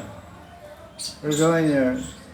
So it is the fact that in psychiatric hospitals there are many people that are ghostly haunted there. And unfortunate, the Western people, in India, they understand this idea of ghosts and whatnot. But Western medicine and psychiatric hospitals, they don't accept this idea of ghosts inhabiting some person. So they treat unfortunate, mentally disturbed people by giving them heavy drugs. Downers and all, I don't know all the different names of them, but to just make them into vegetables and keep them quiet and subdue them. But in India they have the same kind of unfortunate, mentally disturbed people. But they call in tantrics, they call in yogis and spiritual type doctors that treat them without drugs. They treat them by tantric methods to make them healthy again. Does that work? Does that work? Yeah, it does work. Yeah, because I've had members of my family who have been violent schizophrenics, and they've been pumped full of drugs. Yeah, And they're that- still bad. They're still bad. You know, and they've committed suicide and all kinds of things. Yeah, very And it's unfortunate. where I think about this a lot, where the Western world has failed mental health, among many other things, but mental health it really has. There's an epidemic of extremely mentally ill people in the West, especially with young people. Yeah, I can understand. Also India, also kind of like that. And these tantrics are very successful, actually. Okay. They have some means. They have ability to see the ghost, and then they have mantras, and they have different mantras that have shastras, ancient Sanskrit shastras that teach how to take out living entities out from someone. India has accepted the influence of other living entities since millions of years. It's not a new thing. Ghosts are not a new thing, it's an ancient thing in India. Ancient thing. And remedies and treatments are also there. And they actually work. So I'm sorry to hear the difficulty in the West. They don't have access to these. That's their destiny. Destiny to suffer like that. It's unfortunate. But if this science is shared, it would be nice. Because you get the power to be a tantric and have this ability to remove ghosts, you have to do it. The doctor has to do a lot of austerities. It's not just studying medicine in school. You have to have a lot of power. He develops power by puja, by special worship of Shiva and Durga, and different extreme austerities and fasting and many things to get the power to take out ghosts. Nice question. Thank you. Thank you. Yeah, you're welcome. What's the time now? 4:45. 4:45. 15 minutes. 15 minutes, right? 15 more minutes. Any more than that question? Wait, anybody else? You have a question? I have one little question. I read a little book from Stephen Rosen. It's like an introduction to Panchatattva. And there was one passage about Gadada. And there it's written, Gadada is more in the mood of Rukmini, Krishna's queen, and so he is always aged by the Lord's opulence and submissive to him under all circumstances. This places Gadada in the role of a white-winged gopi, whereas Mahaprabhu, when he's in the mood of Radha, is a left-winged gopi. Does he say any reference? I don't understand why they compare Gadada to Rukmini, and also. Did he say any references? Yes, Antya Lila 7.142 to 145. Antya Chaitanya Bhagavat? Or? It's not written there. I've been taught that Gadara represents Radharani. I don't remember this point. I don't remember. What was the question? Do I agree with it or? It was from Shastra. Why they compare Gadada with Rukmini? Yeah, I have to see the Shastra. I don't remember reading that. I'd like to see the book Shastra.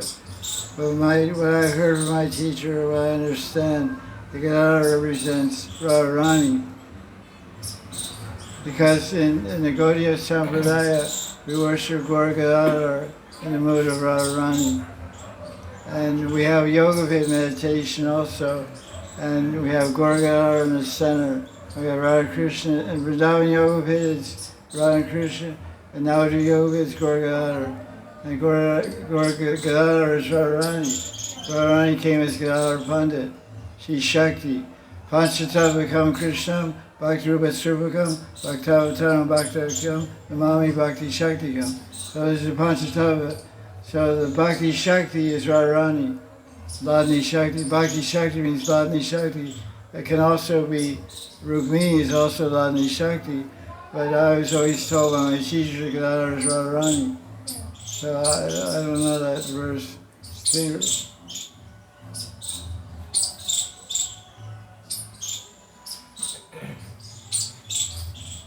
Yeah, it's Chaitanya Charitamrita, thank you. Chaitanya Charitamrita, Anjali 7:144. Gadadhar Pandit Terashuddha Gada Bhav, Rukmini Devira Yaichi Dakshina Sabhav. It's right, what he said is right from the book. Gadadhar Pandit is Shuddha, is deep. Gada means deep, pure love for Mahaprabhu was very deep. It was like Rukmini, who was always especially submissive to Krishna. Well, in Gaur Lila, I suppose, the way to look at it is like this. Because where's Gaur Lila is for Krishna Lila. Gaur is in Krishna Lila, and Rukmini is Dwarka. But Gauranga, the way I look at it is, the way I understand it is, the Gadadhar is Radharani, but he's showing Dakshin Bhav like Rukmini. The Gadadhar is not Rukmini Sarup. He's not the Sarup. He's just Radharani in a different kind of mood, in a submissive mood to Mahaprabhu. Because Radharani's Bhav is not submissive. In Krishna Lila, Radharani's Bhamya. I mean, she's not submissive to Krishna. Chandravali's Dakshin, she's submissive. Radharani's Bhamya. So it's just some special feature of Gaur Lila. Just like Krishna has a special feature of Gaur Lila, that's Mahaprabhu. When Radharani comes in Gaur Lila, that's Gadadhar Pandit, she has a special feature also as being Dakshin Bhav. That's the way I look at it. Which Dakshin Bhav is not the Gadadhar is Radharani. Not the Gadadhar is Rukmini. Gadadhar stays is the Shakti and Srupa of Radharani, but showing the Bhav. Like Krishna, just like Krishna doesn't become Radharani, he has the Bhav and Kanti of Radharani. Yeah, he doesn't become a woman. He's not half woman, half man. He's full Vande Rupa Sarupam. Vande Krishna Sarupam. He's fully Krishna's Rupam. He has the Bhav and color of Radharani. So Gadadhar, I don't know what the whole article about Gadadhar is saying. Point is, but you shouldn't get the impression that Gadadhar is Rukmini. No. It's just he's showing some Dakshin Bhav to assist, because that's the kind of Bhav that works with Lord Chaitanya Lila, that's all I can say. What was your actual question? What was your question? Can you repeat your question? Yes, it was a question why they compare Gadadhar to Rukmini. It's not a comparison. The word comparison is just exhibiting an aspect of Radharani's personality, showing Dakshin. Because sometimes you go into Lila Amrita, Radharani's Dakshin. She's like submissive to Krishna. Krishna says, "Oh, what's this? You're playing easy to get. This is not. You can't be Radharani." So then Krishna adopts the Bhamya Bhav towards Radharani. It's not. So Gadadhar is Radharani, Shakti, and Radharani's Rupam. Radharani comes, like someone says, where's Radharani Gaur Lila? Radharani's Gadadhar Pandit. Everyone says that. They're just showing this Dakshin submissive move towards Lord Chaitanya. Gadadhar Pandit is always offering tambol to Mahaprabhu. And Radharani is always offering tambol. And they go in the jewel together. Because when Gaur Lila, when Gadadhar is interacting with Krishna, with Chaitanya, Chaitanya is in Krishna Bhav and Gadadhar is in Radha Bhav. When they're on the jewel, because Krishna, there's no jewel in Lila Rukmini. This is Braj Lila, jewel in Lila. They spray water, in Dwarka the queens spray water. They don't spray colors. Chapter 90, 10th canto, Krishna spraying water on the queens. Jal Keli, but no holy. Brilliant color.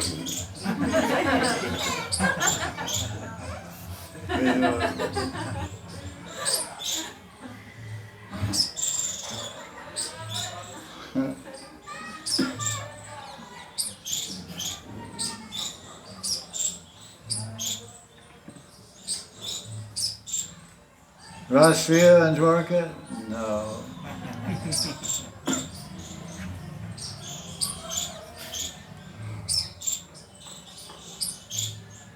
So Radha is Radharani.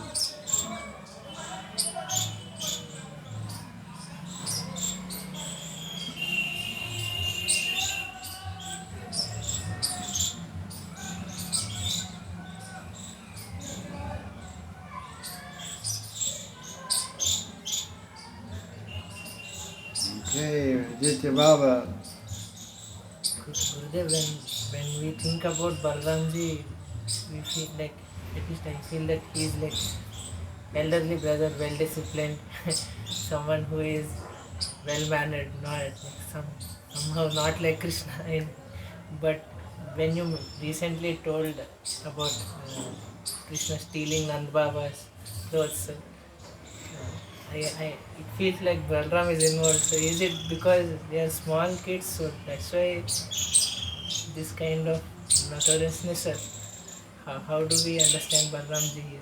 What's the question? I don't know. So is Balram, like, what is the mood of Balramji? Like, how is he as a person?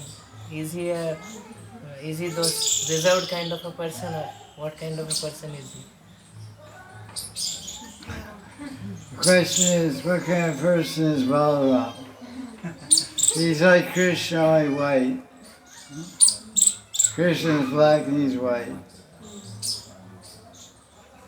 He drinks rooney beverage and gets drunk. And he takes his plow and he says, "Do you want to come here? I'll cut you up." He's a nonsense guy. Just like Krishna.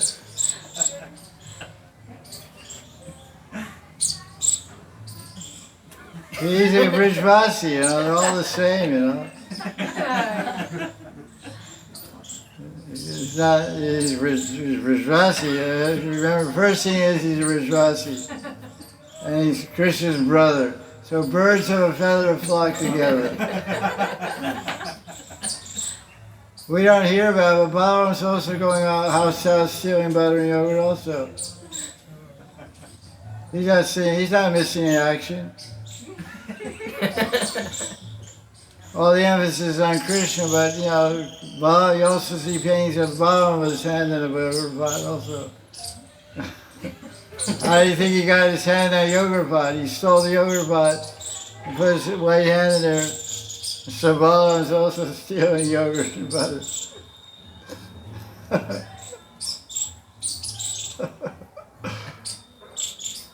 Yeah, your brother's a thief, you'll probably be a thief too.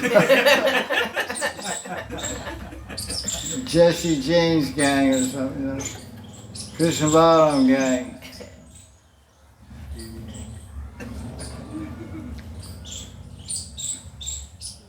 You don't find any pastimes where Balaram's chastising Krishna for stealing butter.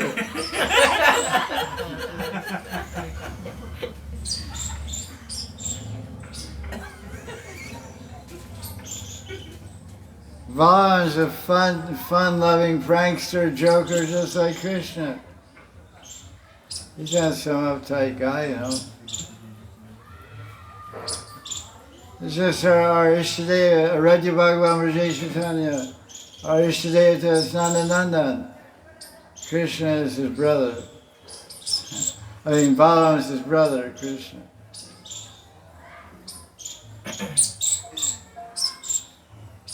The superstar of Vrindavan is Krishna. When you see his sign, it says, "Welcome to the land of Krishna." It doesn't say Balaram. It says Vrindavan. Welcome to the land of, there's a big signboard when you go to Chatika Road. Welcome to the land of Krishna.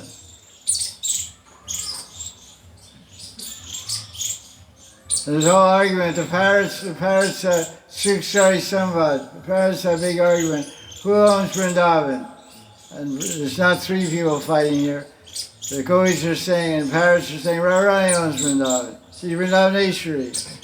And the male parrots say, no, Vrindavaneshwara. Krishna is the controller of Vrindavan. And Krishna argues, Rameswar, ask Vrindadevi. Vrindadevi, I married Vrindadevi. Vrindadevi is my wife, I married her. I said, what? You married Vrindadevi? Yeah, ask her. Radha went to Vrindadevi. Said, did you marry Krishna? I said, what? That black guy?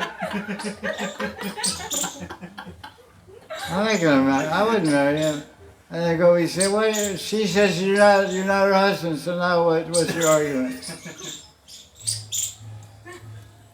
Well, I don't care what she says, still on the road of Vrindavan. So then Lalita suggests a solution. Well, let's take a walk. They're not going to beat him up. They're not going to rumble the guy, roll the guy. But they say, let's take a walk through the forest and see who owns the forest. So Radha and Krishna hold hands and walk through the forest. What happens? The whole forest turns golden colored. Every tree, every bird, every monkey, every deer, everything turns gold. And Lita Sayaki says, look, there's the proof that Radharani owns the forest. The whole forest is the same color as Radharani. There's nothing blue here. Krishna hangs his head down. Radharani's color is proof that she's controlling the whole forest. Everything's golden. So Krishna said, well. So Krishna's talking to Madhavanga, what do we do now?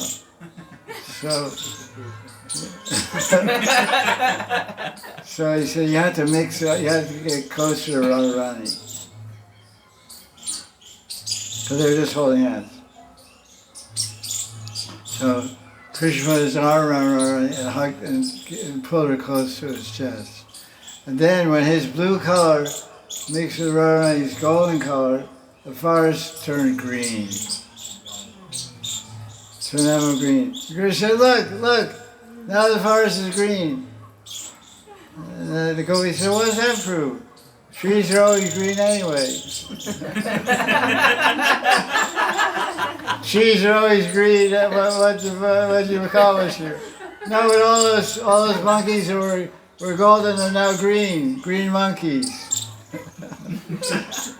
And green deer. So it was a win-win situation. The forest is not blue, it's not golden, it's green. And so Radharani is the queen of Vrindavan. Vrindavan Shri Radharani ki.